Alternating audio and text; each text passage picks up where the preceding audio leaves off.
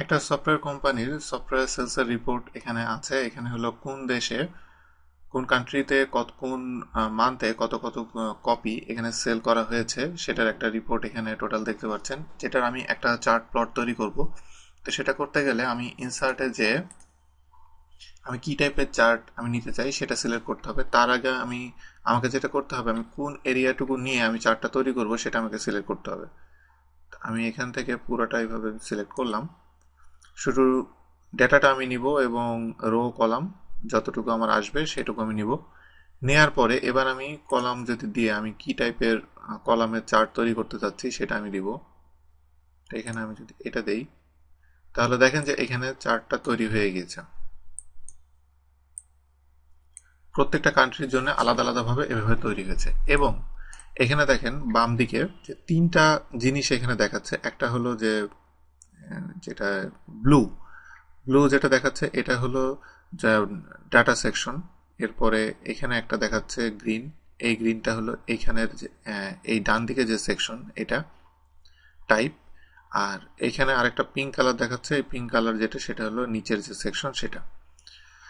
এখন আমি যদি এমন হয় যে আমি তো পোর্টালটা সিলেক্ট করেছি, কিন্তু আমার যদি এমন হয় যে আমার এতগুলো ডাটা দরকার নাই, আমি শুধু জানুয়ারি মান্থেরটা আমি শুধু চাই, সেই ক্ষেত্রে আমি এই যে কোনায় যে ডট দেখতে পাচ্ছেন এটার উপরে নিয়ে এটার উপর প্রেস করে ধরে আমি যদি ড্র্যাগ করে কমিয়ে দিই, দেখেন যে লাইভ এটা প্রিভিউ শো করবে, এটা চেঞ্জ হয়ে যাবে।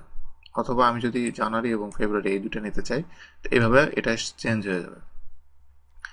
এরপর দেখেন যে এইখানে এই যে ব্রাজিলের এখানে দুইটাই একেবারে লো। যেমন আমি যদি ব্রাজিলে যাই, দেখেন যে এখানে সেলস 23, অনলি 23 কপি সেল হয়েছে। আমি যদি এই ভ্যালুটা এখানে চেঞ্জ করি,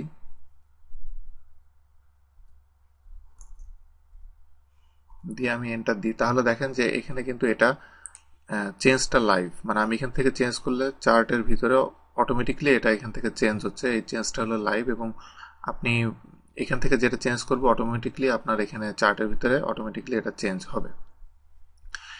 এরপরে চার্ট টুলের জন্য তিনটা সেকশন ওপেন হয়েছে, ডিজাইন, লেআউট, ফরম্যাট। এইটা হলো আপনি চার্টটাকে কিভাবে মডিফাই করবেন সেই জিনিসগুলো আসবে, এটা আমি নেক্সট লেসনে দেখাবো। তার আগে আমি আপনাদেরকে আরেকটা জিনিস দেখাই।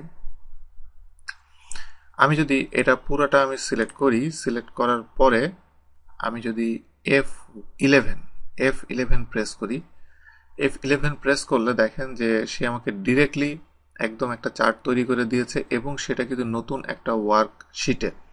এটার সুবিধা হলো যে এটা আমি খুব সহজে দেখতে পাচ্ছি এবং বুঝতে পারছি। এবং আপনি চাইলে এখান থেকে এগুলো মডিফাই করতে পারবেন। বাট মডিফাই আপনি কিভাবে করবেন সেই জিনিসগুলা সামনে আসবে। এই তিনটা আমি নেক্সট লেসনে আমি আপনাদেরকে এগুলো নিয়ে কথা বলবো আপনাদের সাথে।